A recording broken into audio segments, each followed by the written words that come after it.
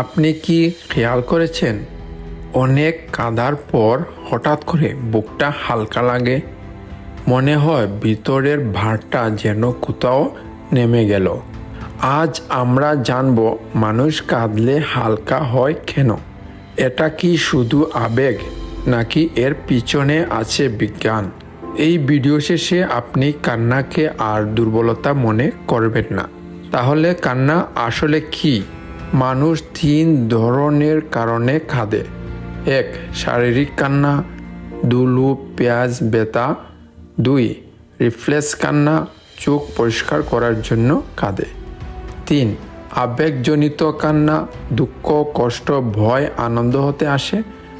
আমাদের হালকা লাগা আসে মূলত আবেগজনিত কান্না থেকে। বিজ্ঞান কি বলে? 1.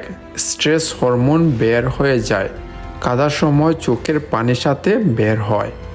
কর্টিসল স্ট্রেস হরমোন ও অ্যাড্রিনালিন শরীর থেকে স্ট্রেস কমে, তাই কান্নার পর শান্ত লাগে। 2. এন্ডোরফিনস ও অক্সিটোসিন নিঃসৃত হয়। কাঁদলে শরীর তৈরি করে এন্ডোরফিন প্রাকৃতিক ব্যথানাশক, অক্সিটোসিন শান্তি ও ভালোবাসার হরমোন। এই জন্য কাঁদার পর বুক হালকা লাগে, মন শান্ত হয়, ঘুম ভালো হয়। 3. স্নায়ুতন্ত্র রিসেট হয়।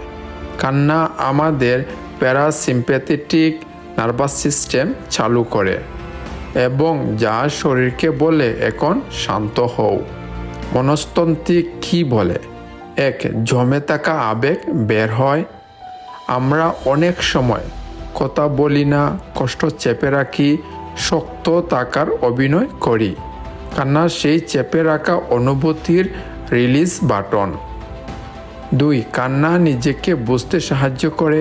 কাঁদলে মানুষ বুঝতে পারে আসলে কষ্টটা কোথায়, ব্যথার আসল কারণ কি। তাছাড়া সেলফ অ্যাওয়ারনেস বাড়ে, মানসিক ভার কমে। 3. সামাজিক সমর্থন আসে। কান্না অন্যদের সংকেত দেয় আমি কষ্টে আছি। এর ফলে সাপোর্ট পাওয়া যায়, একাকিত্ব কমে, মন হালকা হয়। কান্না কি সবসময় ভালো? ভালো তখনই হবে যখন দুঃখ জমে থাকলে, ক্ষতি বা সুখের সময় মানসিক চাপ বেশি হলে। খারাপ তখনই হবে যখন সারাক্ষণ কান্না করলে, হতাশা বাড়তে থাকলে, কাজকর্ম বন্ধ হয়ে যায় বা হয়ে গেলে। কান্না যখনই ক্ষতির কারণ হবে তখনই অবশ্যই কাউন্সেলিং বা ডাক্তারের সাহায্য নেবেন। ইসলামের দৃষ্টিতে ইসলামে কাঁদাকে দুর্বলতা বলা হয়নি, বরং আল্লাহর ভয়ে কাঁদা, দোয়ার সময় চোখের পানি, এগুলো হৃদয়ের নরমত্বের লক্ষণ। হাদিসে আছে রাসূল সাল্লাল্লাহু আলাইহি সাল্লাম বলেন, যে চোখ আল্লাহর ভয়ে কাঁদে সেই চোখ জাহান্নামের আগুন স্পর্শ করবে না। কাঁদা মানে হৃদয় জীবিত। কান্না কোনো দুর্বলতা নয়, কান্না হলো মনের থেরাপি, হৃদয়ের ভার কমানোর পথ, শরীরের প্রাকৃতিক ঔষধ। তাই কাঁদতে পারা মানেই আপনি এখনো মানুষ, আপনি এখনো অনুভব করতে পারেন।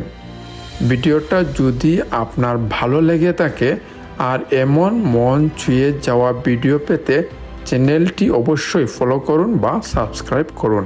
ধন্যবাদ।